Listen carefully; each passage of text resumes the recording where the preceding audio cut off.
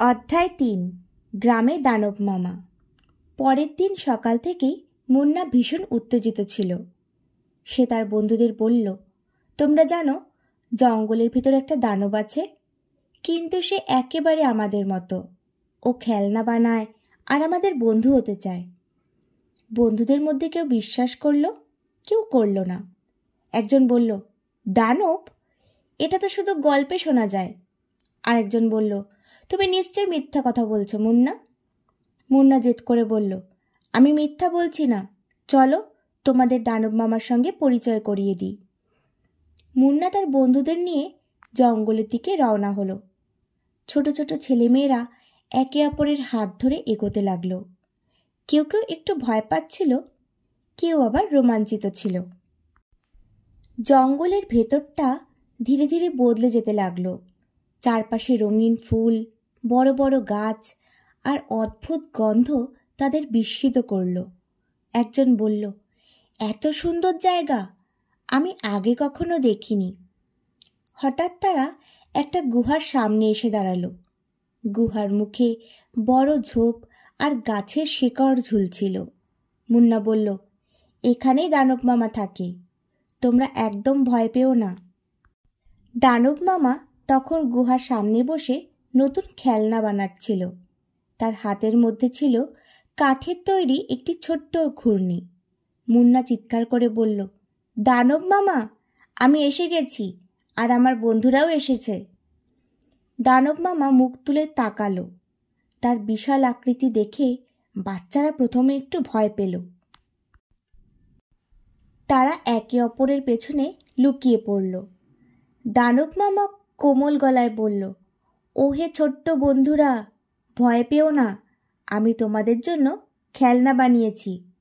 তার কথা শুনে বাচ্চারা একটু সাহস পেল। মুন্না এগিয়ে এসে বলল, দেখো, আমি তো বলেছিলাম দানব মামা ভয়ঙ্কর নয়, তিনি আমাদের বন্ধু। দানব মামা বাচ্চাদের সামনে তার বানানো খেলনাগুলো রাখল।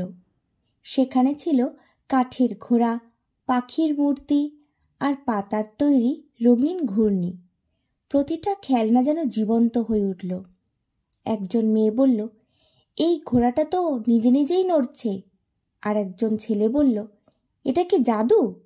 দানব মামা হাসতে হাসতে বলল, এটা কোনো জাদু নয়, এটা ভালোবাসার শক্তি। আমি যখন খেলনা বানাই তখন আমার ভালোবাসা সেগুলোকে জীবন্ত করে তোলে। বাচ্চারা মুগ্ধ হয়ে দানব মামার খেলনাগুলো দেখতে লাগলো। তারা একে অপরকে বলল, এত সুন্দর খেলনা আমরা আগে কখনো দেখিনি।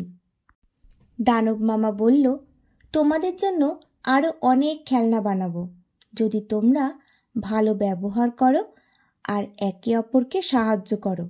আমি চাই তোমরা সবার বন্ধু হও আর দুষ্টুমি না করো।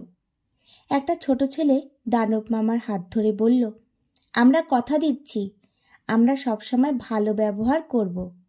তুমি আমাদের আরও খেলনা বানাবে তো?